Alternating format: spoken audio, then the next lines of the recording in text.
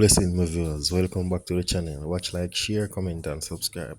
Hit the bell if you're new to the channel. Do remember watch the video to the end for you. YouTube's recommendations and catching men freed of gun charges.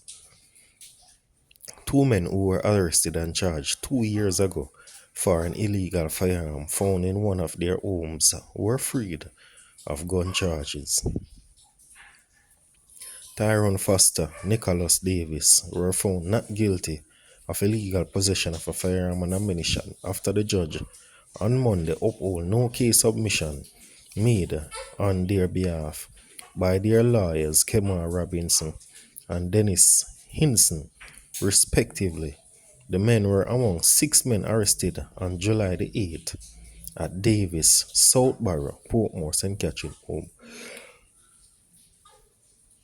after police went to a house on a targeted operation and allegedly found a weapon in a clothes basket.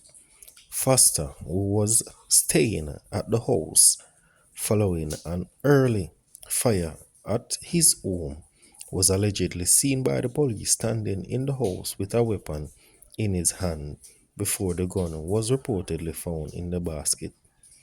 During the trial, the police witness testified that he stayed behind the grill on the veranda and saw Davis with a gun through one of inch pane of the glass in the front door. The police witness said he was able to see as the light was turned on after he went to the premises at about 4 a.m. and knocked. His colleague, however, testified that he went there at 6 a.m. and was aided by natural sunlight. The weapon, which was reportedly found, was tested and found to contain both men's DNA. The alleged weapon that was found was inscribed with WA, but one of the officers testified that he wrote WH on it. The trial also heard from the scene of the crime officer that he was called to process a gun found in Old Harbour, and further that the officer submitted 19 rounds to the lab even though the gun had a 17-round capacity magazine. Additionally, the gun that was exhibited was fully black, but the officer testified that the weapon had found was black and chrome. During her submission, Ensign questioned the officers who had taken the 6 men DNA about the method used.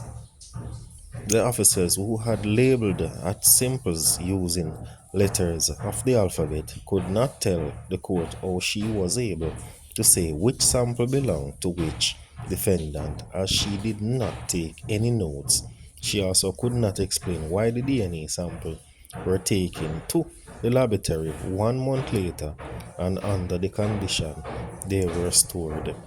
Robinson, in his submission, argued that the court could not say for certain whether the weapon exhibited was the weapon that the police said they found.